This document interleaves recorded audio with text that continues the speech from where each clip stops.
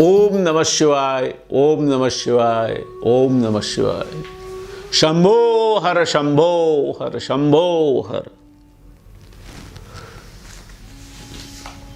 भगवान शंकरનું પૂજન, એનું ધ્યાન,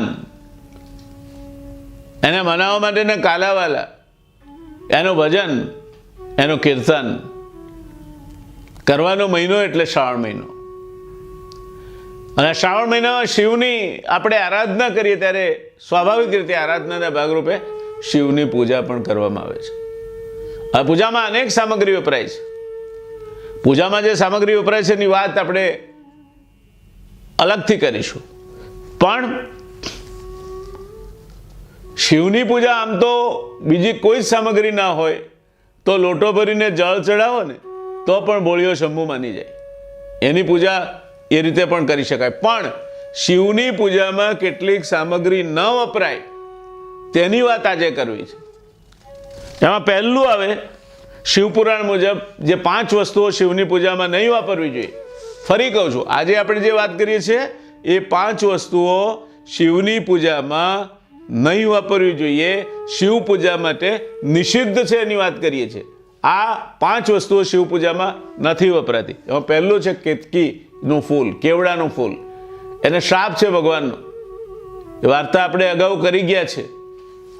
બ્રહ્માજીની ખોટી સાક્ષી કેતકી એટલે કેવડાએ પૂરી, માટે ભગવાનને નારાજ થઈને એને શ્રાપ આપ્યો કે ક્યારેય મારી પૂજામાં કેવડાનું ફૂલ વપરાશે નહીં।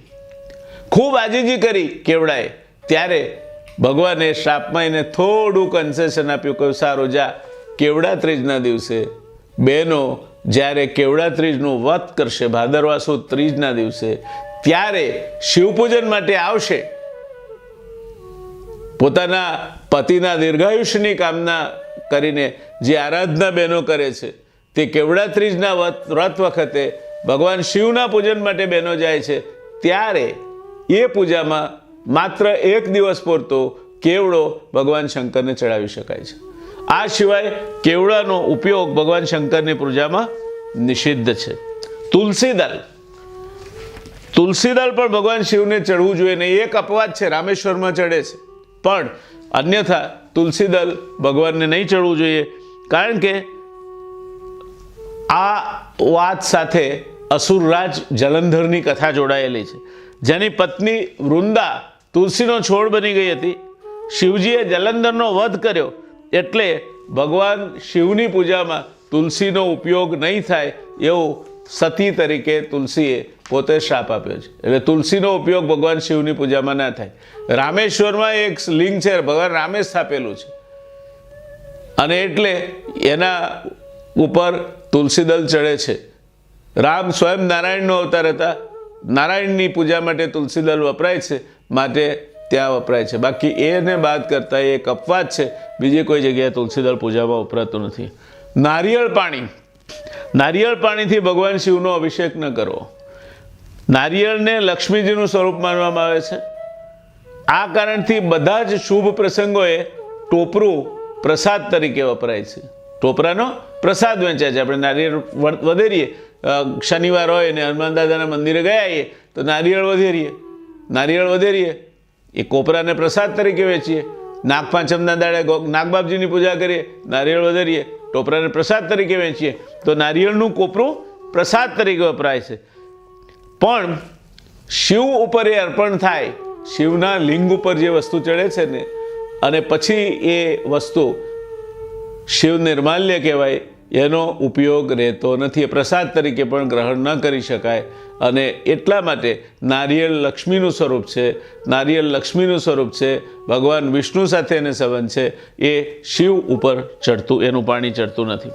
હળદર શિવની પૂજામાં નથી વપરાતી, કારણ કે એ સ્ત્રીના શૃંગારની વસ્તુ છે અને એના સૌંદર્યની વૃદ્ધિ કરે છે। આ મહાકાલ છે, સ્મશાનનો દેવ છે, વિનાશનો દેવ છે, અને એટલે સ્ત્રી જે વસ્તુ એના અખંડ સૌભાગ્યની કામના કરીને વાપરે છે એ વસ્તુથી એની પૂજા થતી નથી। સિંદૂર અને કંકુ, સિંદૂર સેંથીમાં પુરાય, કંકુનો ચાંદલો થાય, બંને અખંડ સૌભાગ્યવતીના શૃંગારના માટે વપરાતી વસ્તુઓ છે। માટે પોતાના પતિનું દીર્ઘાયુષ્ય ઈચ્છતી જે સ્ત્રી કપાળમાં સૌભાગ્યવતીના ચિહ્ન તરીકે ચાંદલો કરે છે અને સેથીમાં પોતાના પતિનું નામ દઈને સિંદૂર પૂરે છે, એ સૌભાગ્યવતીનો શણગાર પણ ભગવાન શંકરના લિંગ પર ચડાવી શકાતો નથી. એટલે સિંદૂર અને કંકુ ક્યારેય ભગવાન શંકરના લિંગ પર અર્પણ થતું નથી. આ વસ્તુઓ નથી જે વપરાતી, એ સિવાયની જે શિવપૂજામાં વપરાય છે તે વસ્તુઓ કઈ? તો શિવપૂજામાં વપરાતી વસ્તુઓમાં ઘણી વસ્તુઓ છે. પછી પહેલાં ફરી પાછી આપણે પેલી 5 વસ્તુ યાદ કરીએ. એક કેવડો, સિવાય કેવડા ત્રીજ, બીજું નારિયેળ પાણી, ત્રીજું હળદર, ચોથું કંકુ અને પાંચમું સિંદૂર. આ 5 વસ્તુઓ શિવની પૂજામાં વાપરવી નિષિદ્ધ છે. તો શિવની પૂજામાં વપરાતી વસ્તુઓ કઈ? શિવની પૂજા માટે જે વસ્તુઓ વપરાય છે તેની વાત કરીએ આપણે. તો શિવ પૂજામાં મનોકામના પૂર્તિ માટે શિવની પૂજામાં પીળી અથવા લાલ કરેણના ફૂલ વપરાય છે. પીળી અથવા લાલ, અત્યારે ચોમાસામાં આ કરેણ બરાબર ખીલે છે. પીળી અથવા લાલ કરેણના ફૂલ ભગવાનની પૂજામાં વાપરી શકાય. ગુલાબનું ફૂલ વાપરી શકાય. શિવજીને અગત્ય ફૂલ અર્પણ કરવાથી ખ્યાતિમાં વધારો થાય છે, તમારી યશ કીર્તિમાં વધારો થાય છે. શેફાલી એટલે પારિજાતનું ફૂલ અર્પણ કરવાથી મનની શાંતિ, સમૃદ્ધિ અને તણાવમુક્ત જીવન પ્રાપ્ત થાય છે. સફેદ કમળ ચડાવવાથી મોક્ષનો માર્ગ આસાન થાય છે. બિલીપત્ર શંકરને અત્યંત પ્રિય છે. બિલીપત્ર ચડાવવાથી ધનની કમી પૂરી થાય છે. બિલીપત્રથી મા લક્ષ્મીજીની પણ આરાધના કરી શકાય છે. બિલીપત્ર અંગે વાત પછી આપણે અલગથી કરીશું, પણ અત્યારે આટલા પૂરતો ઉલ્લેખ કરી લઉં છું. શિવજીને મોગરો ચડાવવાથી વિવાહ બાધા દૂર થાય છે. એટલે જેમને કન્યા ન મળતી હોય એના માટેનું આ સૂચન છે. ભગવાન શંકરને અત્યારે તો મોગરાના ફૂલ પણ ઢગલાબંધ મળે છે. ભગવાન શંકરને મોગરો ચડાવી એની આરાધના કરો. ઉત્તમ જીવનસાથીની તમને પ્રાપ્તિ થાય, એ પ્રકારની રચના થાય તો એને ભગવાન શિવનો પ્રસાદ ગણીને, ભગવાન શિવની કૃપા ગણીને સ્વીકારી લેજો. શિવજીને લાલ ફૂલવાળો ધતુરો ચડાવવાથી પુત્રકામના પૂર્ણ થાય છે. લાલ ફૂલવાળો ધતુરો ન મળે તો સફેદ ધતુરો પણ ચાલે.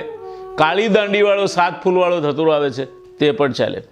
શિવજીને દુર્વા ચડાવવાથી સ્વાસ્થ્ય, તંદુરસ્તીની, દીર્ઘાયુષની પ્રાપ્તિ થાય છે.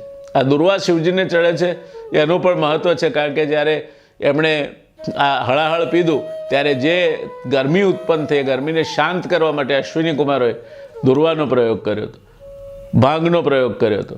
અને એટલે બિલીપત્ર, ભાંગ અને દુર્વા એ આ કારણોસર પણ શિવજીને પ્રિય છે. શિવજીને જુઈ ચડાવવાથી અન્ન અને અપાર ધનની પ્રાપ્તિ થાય છે. ભગવાન શિવ હંમેશા લોકોપકારી અને હિતકારી છે. અન્ય દેવતાઓની સરખામણીમાં શિવની પૂજા, અર્ચના અને આરાધના સરળ છે. સ્વચ્છ જળથી પણ માની જાય એ શંકર, એ શિવ, એની આરાધના કરવામાં પણ કંઈ બહુ મોટા આ મંત્રો ભણવાના નથી. કંઈ જ ના આવડે ને તો પંચાક્ષરી મંત્ર ઓમ નમઃ શિવાય, ઓમ નમઃ શિવાય, આટલી એક મંત્ર જાપ સાથે ભગવાનને જળ ચડાવો ને તો ભગવાન માની લે છે. કોઈ પણ પ્રકારની બહુ અઘરી અથવા તો કોઈ પણ પ્રકારની બહુ સાધન સામગ્રી માગી લેતી અથવા કોઈ પણ પ્રકારની બહુ સમય માગી લેતી પૂજા પણ બોળિયો શંભુ તમને કરવાનું કહેતો નથી. તો કે ખાલી નાવ, નહીં ધોઈ, સ્વચ્છ થઈ, પવિત્ર થઈ અને એક લોટો ભરીને પાણી તમે ભગવાનના લિંગ પર ચડાવો અને ખાલી પાણી ચડાવતા જાઓ. મનમાં શ્રદ્ધા, ભક્તિથી, સાચા દિલથી ઓમ નમઃ શિવાય, ઓમ નમઃ શિવાય, ઓમ નમઃ શિવાયનો જાપ જપતા જાઓ. બસ તમારું કલ્યાણ છે. કલ્યાણના માર્ગે જવું હોય તો ઓમ નમઃ શિવાયના જાપ જેવા, પંચાક્ષરી મંત્રના જાપ જેવો ઉત્તમ જાપ બીજો કોઈ નથી. અને એટલે હંમેશા શ્રાવણ મહિનો ચાલે છે માટે તો આપણે આ જાપ કરીએ જ, પણ મિત્રો શક્ય હોય ત્યારે, શક્ય હોય ત્યાં પવિત્ર વાતાવરણમાં કોઈ પણ પ્રકારનો અપવિત્રતા ન હોય, પગ લાંબા કરીને બેઠા બેઠા, આરામથી બેઠા બેઠા, ખાતા ખાતા ભગવાન શિવની આરાધના ન કરી શકાય.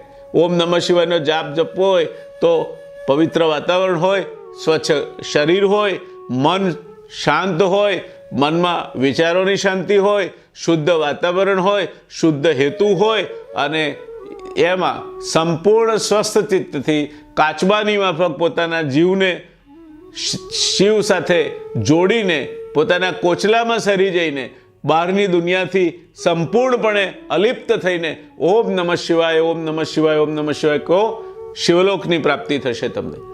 આ નાની પણ ખૂબ અગત્યની ભક્તિ માર્ગની શિવની મેં વાત આપની સમક્ષ મૂકી છે. આશા રાખો આપને એ ઉપયોગી થશે.